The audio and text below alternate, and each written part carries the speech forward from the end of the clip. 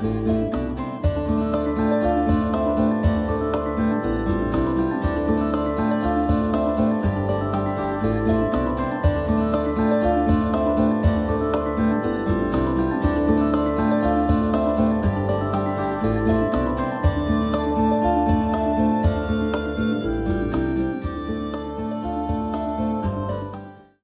Oracle of Luna is a podcast with me, Bridget Engels, as your host. Here we have conversations with real live, present-day goddesses who are actively and courageously doing their magical work in the world. Each episode is a bewitching journey with relevant discussions on topics such as Wiccan pagan spirituality, writing, culture, magical practices, art, ritual, and the craft in its many forms. Hello, listeners! I'm so grateful for the listener interest over the last few years, and I want to keep this podcast inspiring to you with my amazing goddess guests and to amplify the voice of the divine feminine in the world today. This podcast takes time, effort, and resources to share with you every few weeks. I have an ask of you. One of the ways to support the Oracle of Luna podcast is to become a subscriber to premium and bonus material. Each of the podcast episodes have 2 links at the bottom. It's quick and easy, should probably take you 1 minute, and for as little as $3 a month, you can support the show and become a subscriber. I really appreciate it, and it means a lot. Thank you, and blessed be. Merry meet! Welcome to another episode of the Oracle of Luna podcast. I'm Bridget Engels, your host, and today I am thrilled to chat with Cait Johnson. Cait is the author of several books, including Witch in the Kitchen, Celebrating the Great Mother, Witch Wisdom for Magical Aging, and many more. And she is also a freelance editor, a counselor, a creative midwife. She lives in the Hudson Valley of New York. Welcome, Cait. Hi, it's so fun to be here. This is great. Yay. Thank you for having me. Yeah, I'm excited to chat with you. So, how's your day going? Oh, it's great. I love this season, and we're actually going to get some snow tonight, which has me very Ooh, excited. yeah. Is that the first snow in your area? We've had a little bit, but it really wasn't much to write home about. This we're going to get about inches, which that's good enough for me. That'll make everything beautiful. Yeah, there's something magical about the beginning of snow and the Yule season. Oh, absolutely. And I love the Yule season so much. I've got candles going. It's just, yeah, very Aw. hygge, if you know that word. It's yeah, I have a really hygge house. It's so Oh much fun. yeah, yes, very cozy. So let's get rolling. Are you ready? I am so ready. All right. I usually start with this similar question, but how did your journey as a witch start? Can you tell us a little bit about your early beginnings and Absolutely. spiritual Sure. It's one of those things. I was a little girl fascinated by witches ever since I was really small, fairy tales, myths that included witches, and I always knew there was more to them than warty noses and evil cackles. So, it was one of those things. I started doing my first spell when I was maybe 11 or 12, and it worked. And then I met my first real witch when I was a young woman, and she did very formal rituals, and I learned a lot from her. And of course, I did a lot of reading. Like so many of us, I read The Spiral Dance by Starhawk when I was young. I worked with the Mother Peace Tarot deck, which was fabulous, and that's kind of how I started. Yeah. Who was this witch? Was she a big influence on you? She was. Her name was Jessie Christensen. It's funny. She did a very formal ritual, and that was great as far as it went. But I realized I was longing for ecstatic experience. So several of us, including Jessie, broke away from the really more formal coven and started our own. And it was very heavily into making music and dancing and howling. It was actually called Howling Coven. And it was really, it was so much fun. Oh, So yeah, that was yes.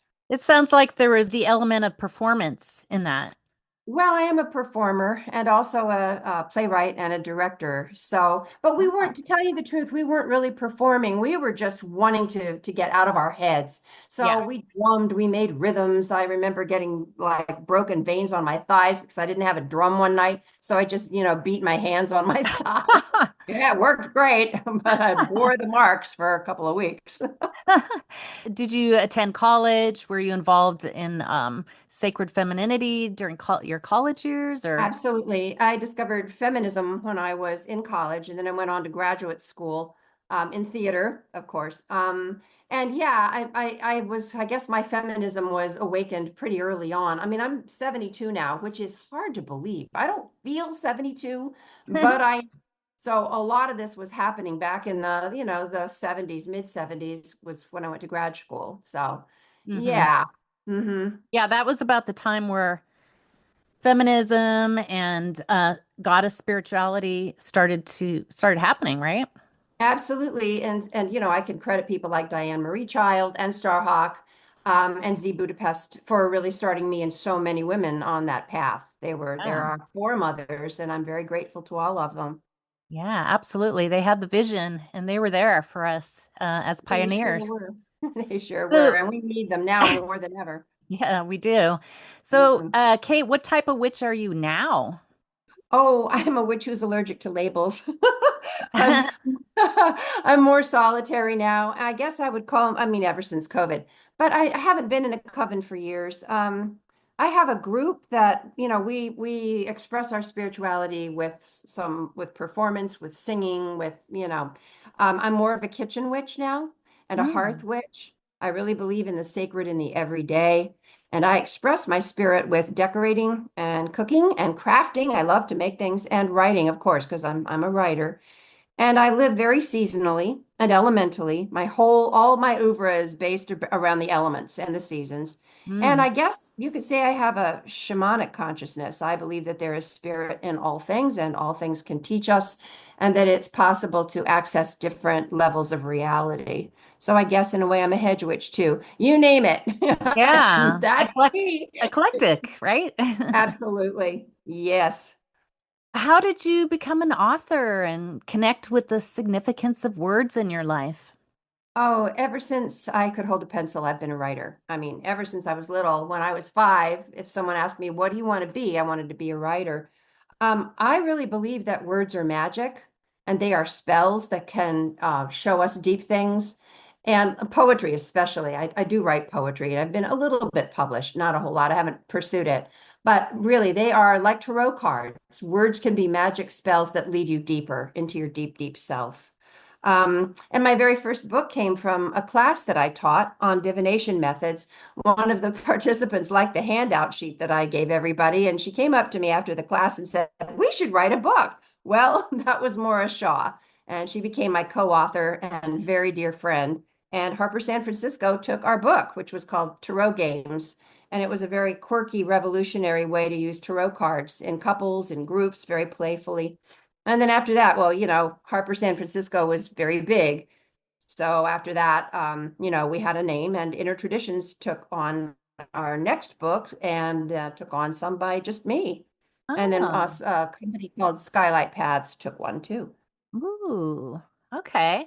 Well, I wanted to talk a little bit about your newest book, Witch Wisdom for Magical Aging. Hmm. I am just amazed at this book. It's just such a friendly, kind, wise book, and it just makes you feel good. And I'm just wondering what was the inspiration behind writing this? Well, thank you. That's very sweet to hear. Well, like all my other books, they actually sprang from what was going on in my life. For instance, when I wrote Celebrating the Great Mother, I had a little boy, I had a child. So the things that we did together, I thought, well, maybe we should share these because people might really enjoy some of the things that we did seasonally. And so, yeah, I'm of a certain age now. And I was realizing that ours is not a particularly woman-loving culture, especially as we age. And it's Right. about time we change that. So that's Yeah. why I wrote the book. I thought, all right, let's bring a sense of magic back to it. In a funny way, it's like Witch in the Kitchen. which I wrote to restore a sense of the sacred to cooking and eating. So it's not just a chore, it's like this joyful, fun, spirit activity. Well, aging can be that too. And I really wanted to share a sense of empowerment and freedom that can come with aging. Not to be a Mhm. Pollyanna, because I know it's also difficult. I mean, it Yeah. is. You really notice physical changes. You get aches and pains that, wow, parts of my body I never even knew existed. And now they let me know they do. Yeah. But What will I wake up with this morning? right, yeah, it keeps you young, wondering. Yeah.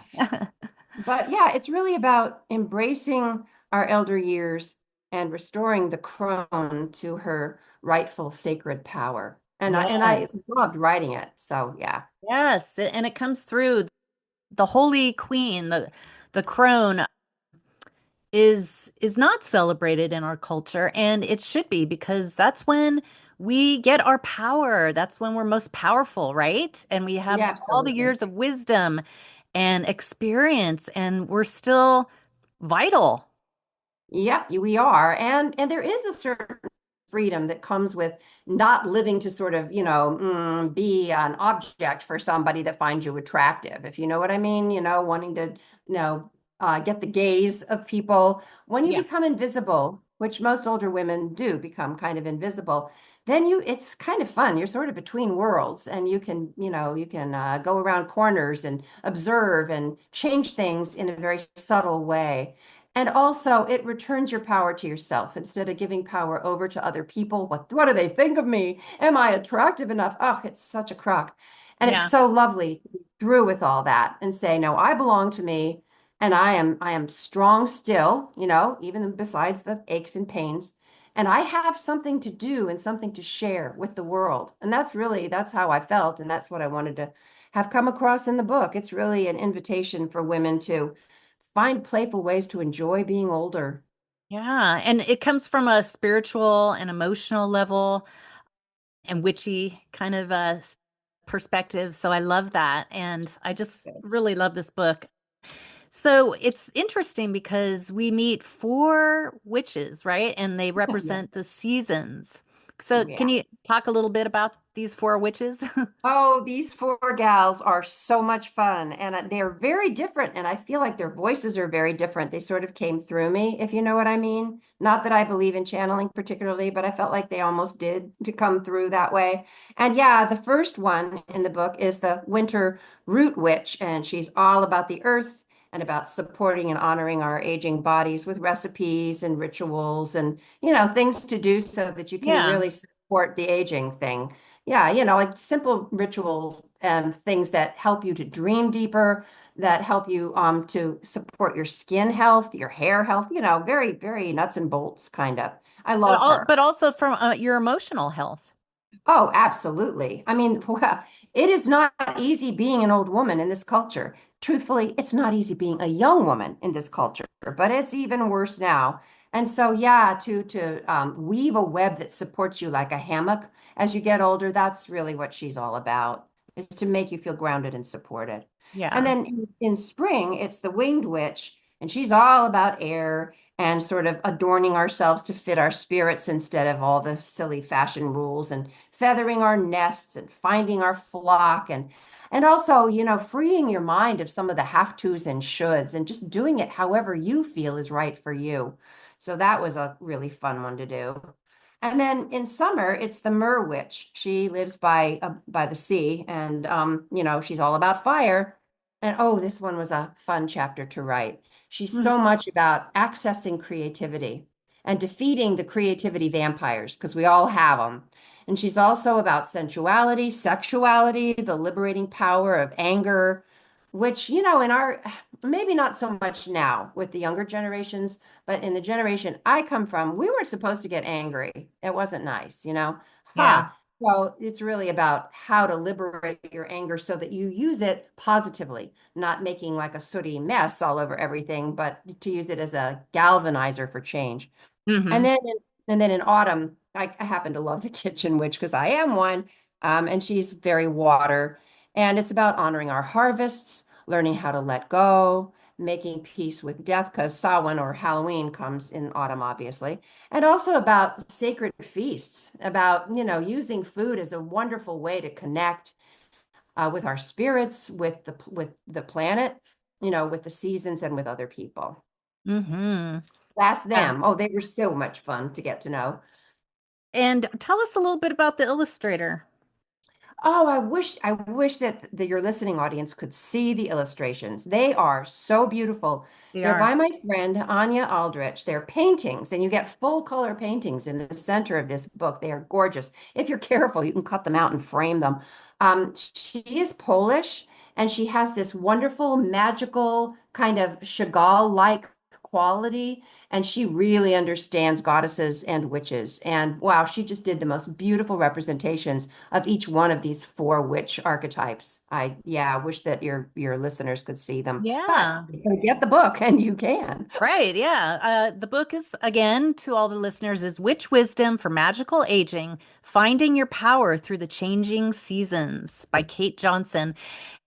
So I wanted to ask, how can crone queens connect and be inspired with their innate wise women wisdom and magic? Not everybody is a full-blown witch or, into goddess spirituality, but are there some simple ways that someone in their crone years, I want to call them crone queens, Yes, connect and yes. be inspired in simple ways? Absolutely. I say start with your night dreams. Pay attention to them. I think they're trying to reach your conscious mind. And if you can write them down, they say that you have 8 minutes when you first wake up to write down your dreams. Otherwise, you forget them, which is, I'm afraid it's true. So write them down and pay attention. See what your inside self wants to tell you and be guided by what calls to you. Trust your longings, trust your instincts. Say no to more things, and yes Yeah. to the things that you really love. And if you can find like-minded crone queens, do that. Find them. Get together. Celebrate the fact that you're on the planet together. I had a very wise friend. Sadly, she's passed now. And she passed along the most wonderful piece of wisdom to me. And I'm going to pass it along to your listeners because I just love it. She said basically, we all have to-do lists, right? And they're in three columns. They're the things that we absolutely kind of have to do, right? Like pay taxes, Yeah. die someday, eat, Right. brush your teeth, do the laundry, all that stuff. Then there's this stuff that you really want to do, whatever that is. If it's dancing or fishing or, cooking or I don't know, whatever it is, playing bass, like a friend of mine who's just learned how to play bass in her elder years and is having a blast doing it. And then there's the middle column, and that's all the stuff that we think we should do. We don't have to do it. We certainly don't really want to do it, but we do it. And most of it is stuff that we spend, I would say, a majority of our lives doing Yeah. just because we think we should. What a waste. What a She told waste. me this Hmm. yeah, she told me a great story. She was a very responsible member of her, local Democratic Party, and she got a phone call. She was an artist. She got a phone call, and they said, "Can you make us 100 chicken salad sandwiches for our next meeting?" And being a good girl, she said, "Sure, of course," and then hung up. And then she went, "Wait a minute, wait a minute. Anybody could make these sandwiches, but only I can do my art."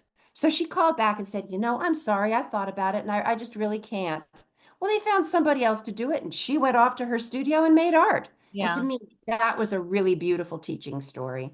Yeah, it's about discernment, right? Discerning Absolutely. where to put your energy. And as we get older, it's like, whoa, time's running out. We need to be really discerning now. So, Well, and that's part of the gift of it. Because when you're young, you think you have all the time in the world, and so you waste a lot of it, frankly, right? yeah, right. Right. Right. But when you reach a certain age, you realize, hey, if I'm going to do this, I probably better start now. And actually, that was sort of the motivator for some of my books. It's like, Yeah. well, if I'm going to do this, there's no time like the present. Yeah. So, yeah, I wrote my first two books between 3 and 5 in the morning because that was when my child was asleep, and I knew that I wouldn't be disturbed. So, Yeah. yeah, as I Well, was doing it then. I'm glad you wrote them. They're gems. So Kate, what are some of your favorite goddesses that can guide and empower women in their aging process? Yeah, you will notice right off the bat that most of the goddesses that we all identify with are young, right? Right. Like my personal favorite is the Celtic triple goddess, Bridget. She's the goddess of poetry, crafting, and healing. I'm her girl. So yeah, it's kind of hard to find older ones, but they're there if you look. So my favorites, I'm really into Baba Yaga. I have Yay. two. Yay. She's scary. She's great. I have two friends, and the three of us dress up as Baba Yaga, and my son, who's a very talented photographer, his name is Reed Hannon. Anyway, we have done film shoots, photo shoots. They are so much fun. She is scary. If you all know who she is a Slavic slash Russian goddess, and she lives in a hut with chicken legs that can dance around and move. And she rides through the air in a mortar with a pestle and or pestle. And she's a little frightening. If Yeah. you show up and you don't treat her with respect, you get put in her stew pot. She's But if fierce, but she's a oh, teacher of lessons. she's absolutely. And there's a wonderful fairy tale. If I'll just share my Bible, which is Women Who Run with the Wolves by Clarissa Pinkola Estes. There's a fabulous story in there about Baba Yaga and Vasilisa, who's a kind of sweet, innocent little girl. And she is forced to go visit Baba Yaga. Her evil stepsisters and stepmother figured this will be the end of her and they want to get rid of her. So they send her off to visit Baba Yaga. But she's wise and she has a little doll in her pocket that tells her what to do and helps her out. And she ends up fulfilling all of Baba Yaga's tasks. And as a result, she's given what she needs, which is fire. And when she comes home and opens the door, the fire burns the evil ones to ashes. It's not a sweet story. No, It's it's not pretty, not. but Baba Yaga, I think, is about the respect that we really need to have for our aging selves and each other. And she is fierce, but Yes. there's magic in that. Also, I love that it's pronounced in different ways depending on who you are and where you are. The Cailleach, Hmm. she's Celtic and she's like the winter goddess, and we're now in her time. Yes, we are Yeah. the holy hag of winter. Absolutely. Oh, I love those holy hags. Me too. They're so great. They're unashamed. It's like, yeah, here's who I am. Deal with it. They're great. So But I wanted to ask you before we run out of time, what advice can you give us women to on our transformation of our bodies as we age and yeah. how we can love ourselves during this process of our bodies aging, whatever our circumstances, wherever we live. Is there Mhm. any advice you can give? Yeah. First of all, you're up against an entire culture that's youth mad, right? And so it's not going to be easy, but it can begin, the change can begin with you. And I think one of the things that you can do is take the fashion magazines and put them away. Don't even, because those are all poor things. Many of them are drug addicted models. They're just, and they're all young. And Right. although things are changing, yeah, things are changing. They're starting to include more older women and more women of size. Well, yeehaw, it's about time. But there's a wonderful thing that you can do right now, and I've started doing it. Collect images of strong, powerful, and very obviously old women. And if you look at indigenous cultures, they've had the memo for a long time. Oh You, yeah. oh yeah, you see women whose faces are like they're like dried up riverbeds. They're so beautiful. And start to normalize the fact that gray hair or silver hair is gorgeous and that wrinkles are interesting. And the more images like that that you can find, the better you're going to feel about yourself because Yeah. we are going to change. We are changing. And Aging is is a fact of life. We have to face it. And I was just when you were talking, I was just thinking of Gloria Steinem and Jane Fonda and oh yeah. the Well, strong women in our society. But maybe you have there some of your own. Oh, absolutely. There's some wonderful older actresses that are actually refusing to get Botox and fillers and facelifts. They're saying, nope, I'll have a chemical peel once in a while, but that's about it. Like Meryl Streep, she won't have serious work done. And I really Yeah. respect that. Dame Judi Dench, same thing. Helen Mirren, oh my gosh, she walks on water. So, to take that as an example, rather than what breaks my heart is women that go off and spend hundreds and thousands of dollars trying to defeat aging rather, like, oh, it's just so sad. All the surgeries, all the lifts, I all the, know. It's God, it's pitiful and it's so sad. patriarchy It's gonna work, girls. getting I'll it. tell you. It It's looked just gonna get terrible. old. Oh my gosh. So, what are some of your upcoming plans for the future? Do you have any like new books or events, workshops, I performances? I do. I have a workshop coming up on February 8th, which is a Saturday, and it's with WitchCon. I don't know if you're familiar with WitchCon, but oh my Yeah. gosh. Oh Yeah, yeah. That's fabulous. exciting. Yeah, it's the one I'm doing is called Raising a Witchling, and it's really not just for parents, but for grandparents, aunties, uncles, anyone that has a child in their life, or if you just want to reconnect with your own playful inner child. So that's what I'm going to be doing then, and I'm actually working on a novel. It's Oh. yeah, I guess you could call it a YA novel because the heroine is about 16.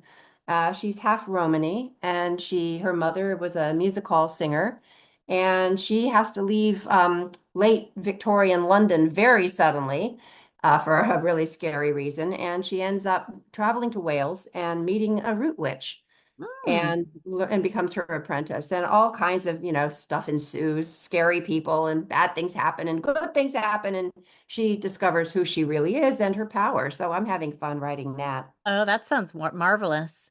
Well, we'll You're see. also a performer and counselor, right? So, Oh, I am. Yeah. Oh, gosh. You know what? I like to think of my life as a patchwork because, not one patch would be able to support me, I don't think. I love having this patchwork of, little glittery mirrored pieces of fabric and velvet and, satin, and I sort of stitch it all together and somehow it keeps me warm. So, yeah, back before COVID, I was so lucky. I worked with the most wonderful group of really talented performers. We started our own theater troupe, and we did these very strange but really inspiring offbeat shamanic performances with music that I wrote, songs that I wrote, and we sang. And, it was the reason I say it was shamanic is because it was designed to change the audience's mindset. And it mhm. did. And every Was it performance. performed online? Oh no, no, no. This was before COVID. So we performed it at a place called the Rokeby Estate, which is where my friend, the illustrator Anya Aldrich, lives. And we were mostly in the Ox Barn, which was this great structure. But What part of the world? New York? oh, it's yeah, New York in the Hudson Valley. Okay. Yeah, in Barrytown. Yeah, and in one of them very memorable performance, we were inside the mansion and we went from sort of room to room to room and ushered people from room to room and had little scenes set up with songs and drama. And usually our performances ended with a sense of celebration that got the audience involved. And it was just lovely. And I really miss it.